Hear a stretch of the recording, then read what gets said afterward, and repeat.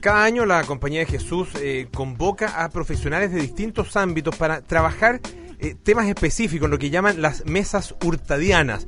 Bueno, estas mesas hurtadianas 2013 estuvieron concentradas en la temática del pueblo mapuche, en la pobreza multidimensional y también en las migraciones.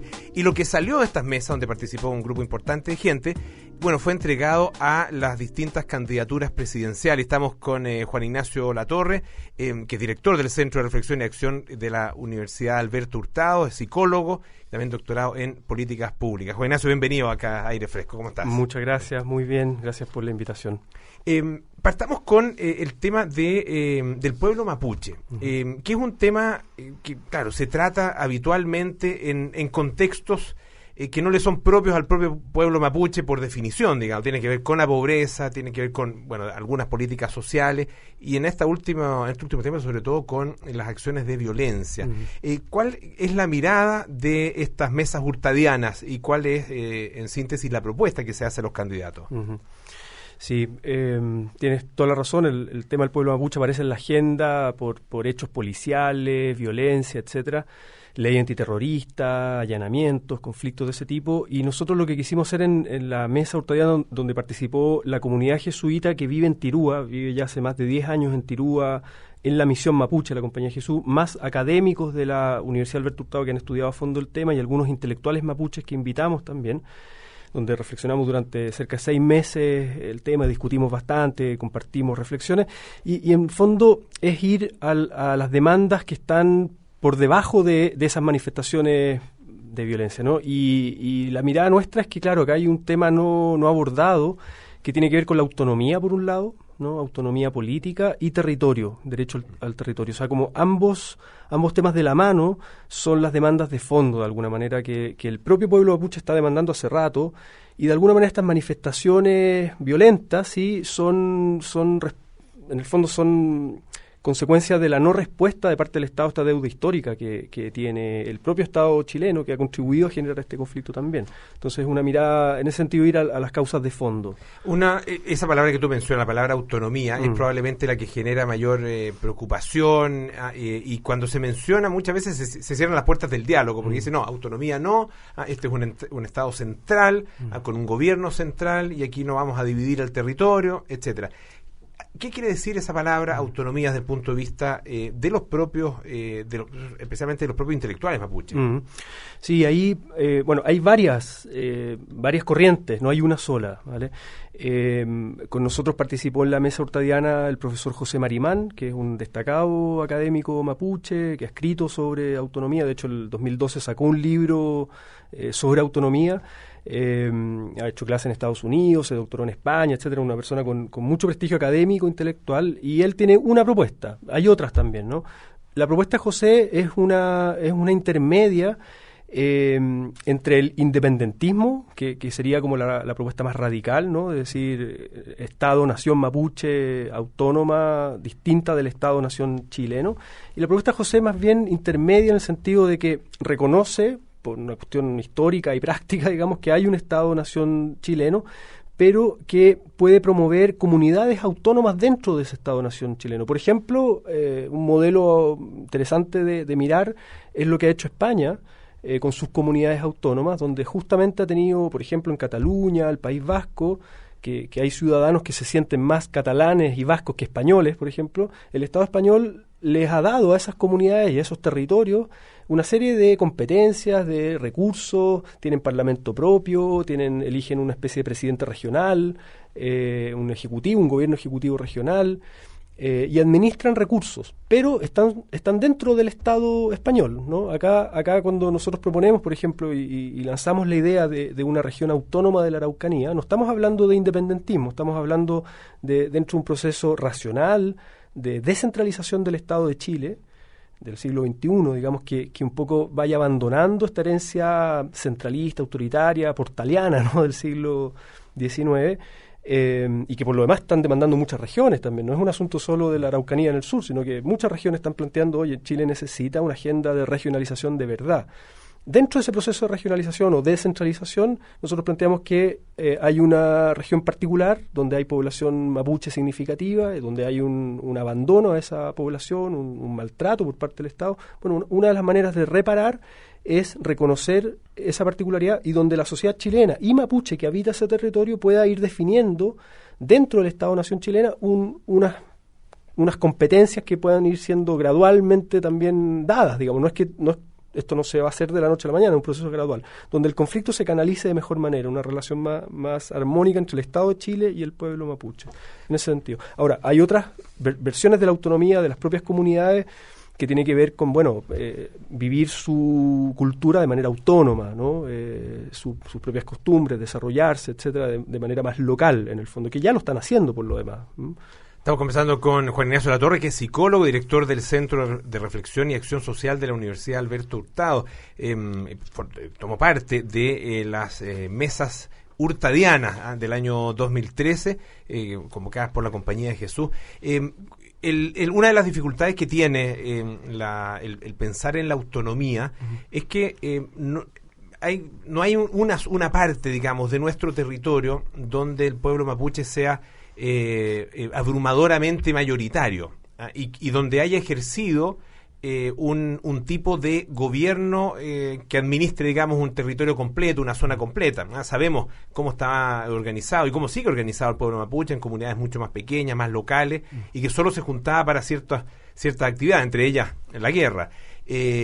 ¿Cómo se puede constituir una entidad, una zona, un territorio, como no sería una nación, digamos, pero como una comunidad autónoma, a partir primero de la mezcla con el resto de la gente que está viviendo ahí, donde la gran mayoría son chilenos, o de origen, digamos, de origen hispánico, digamos, y cómo administrar un territorio que nunca ha sido administrado en su totalidad. Sí, mira, en la actualidad hay varios municipios en esa región, entre la región de la Araucanía, la región del Biobío, varios municipios que están, digamos, en manos de alcaldes mapuche, por la última elección municipal del 2012. Y ya se están... Y con población mayoritariamente mapuche en esas comunas. Claro, exactamente. Y se ha dado un proceso simultáneo que tiene que ver con la propia toma de conciencia del pueblo mapuche, organización que es gradual, ¿no? Ahí se están dando procesos de autonomía a nivel local, municipal.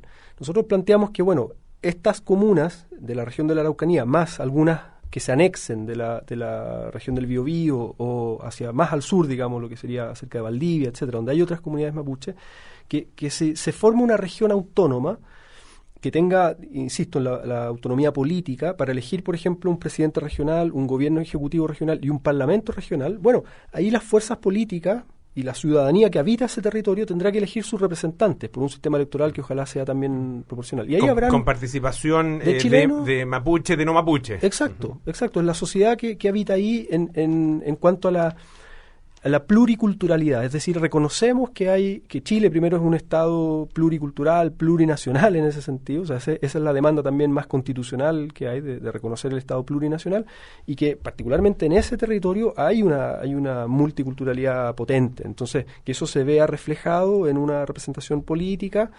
y con competencias, ¿no? Con una especie de estatuto particular, digamos. Y eso es posible, es perfectamente posible. Y es una salida que otros países han hecho justamente para no escalar en conflictos como que no tienen, entre comillas, no tienen solución. Pero acá vemos que hay un camino de solución política. Otra de las temáticas abordadas en estas mesas hurtadianas tiene que ver con algo que tú decías, pluriculturalidad. Y eso se va complejizando cada vez más en las sociedades modernas por el tema de las migraciones. Ha llegado a nuestro país una cantidad importante de inmigrantes, sobre todo peruanos, pero también de otros países, de Latinoamérica, incluso de algunos países de Europa.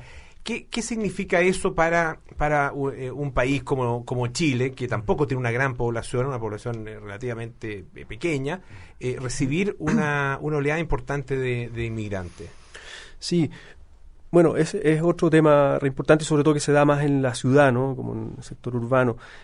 Primero hay que reconocer que en Chile hay solo un 2% de migración. O sea, a veces en los medios de comunicación muchas veces aparece como que estamos nos están invadiendo. Claro, uno piensa que es mucho más. Que es mucho más. Claro, ¿no? lo que pasa es que hay ciertos sectores, uno dice, no sé, pues voy a la Plaza de Armas y digo, bueno, aquí estamos invadidos, pero claro, no es así. Claro, y de hecho en la Comuna de Santiago se dice que entre toda la gente que habita y fluctúa, no hay más de un 20%, pero que es importante un 20% claro. en la comuna, digamos, central de la capital.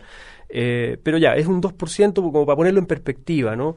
España hace más de 20 años atrás tenía un 2% de migración también, hoy día tiene más del 12-13% en 10 años. Y claro, efectivamente hubo una oleada en España, digamos, una oleada muy, muy rápida y que les costó mucho abordar.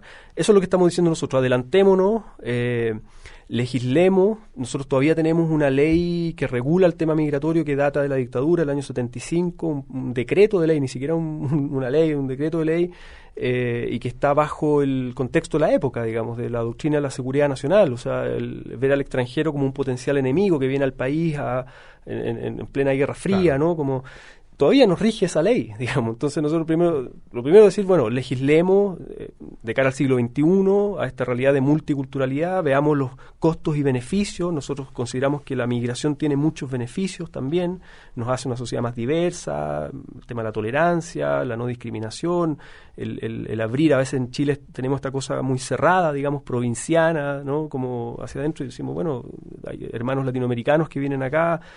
Hoy día hay más chilenos fuera que extranjeros en Chile, o sea, tenemos más del doble de chilenos que están en el exterior, o sea, somos más un país emisor de personas. Bueno, se calcula migrantes. Que es alrededor de 1 millón de personas. Claro, ¿no? y en Chile está, bueno, el último censo, sabemos los problemas que hubo. Uno de los problemas es el tema del monitoreo de datos, no tenemos datos muy, muy fidedignos, pero se estima alrededor de 350.000 personas, alrededor de. Entonces, todavía somos un país que podemos regular bien el tema, ¿no? Y nosotros ponemos el énfasis, claro, en una perspectiva de derecho. Los migrantes que vienen acá no vienen a aprovecharse de nosotros. Eso es una cosa que hay que sacarse de la cabeza. No vienen a aprovecharse de nosotros, vienen a buscar oportunidades, igual como los chilenos que han salido fuera, en distintas condiciones, ¿no? Hay personas que también vienen, por ejemplo, refugiadas, arrancando de conflictos muy severos, y vienen a aportar al país, Ahora, la capacidad que uno tiene, que como país tenemos de recibirlos, depende mucho también de visiones culturales. Y hay, creo yo, una tendencia a recibir mejor a inmigrantes que vienen de ciertos lados del mundo que a inmigrantes que vienen de otros lados del mundo. Podríamos decir que la variación de color de la piel define mucho la bienvenida que las personas reciben. Absolutamente. De hecho, por ejemplo, entre el 2000, alrededor de los 2000, digamos, había más argentinos que peruanos en Chile. Sin embargo, pasaban piola, por decirlo así, ¿no? Porque no están segregados en una sola comuna, tienen una buena ubicación laboral, los argentinos los jóvenes entran al colegio, a la universidad, y en el fondo no hay problema con los argentinos en términos de discriminación. Hoy día hay más peruanos que argentinos, o sea, el año 2013 hay más peruanos que argentinos. Y sin embargo, sabemos los problemas de racismo, de discriminación con los peruanos, sobre todo en algunas comunas, ¿no?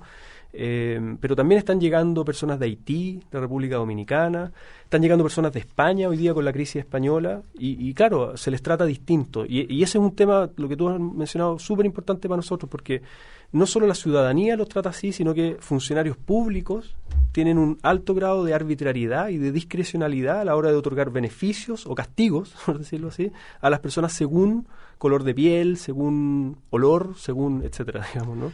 Bueno, son temas que uno espera que estén dentro de los debates entre los candidatos presidenciales. Hasta el momento han estado pocaso. Vamos a ver si son incorporados en esta última etapa de campaña. Le agradecemos muchísimo a Juan Ignacio Latorre, psicólogo, director del Centro de Reflexión y Acción Social de la Universidad Alberto Hurtado. Gracias por acompañarnos. Gracias por el espacio y la invitación.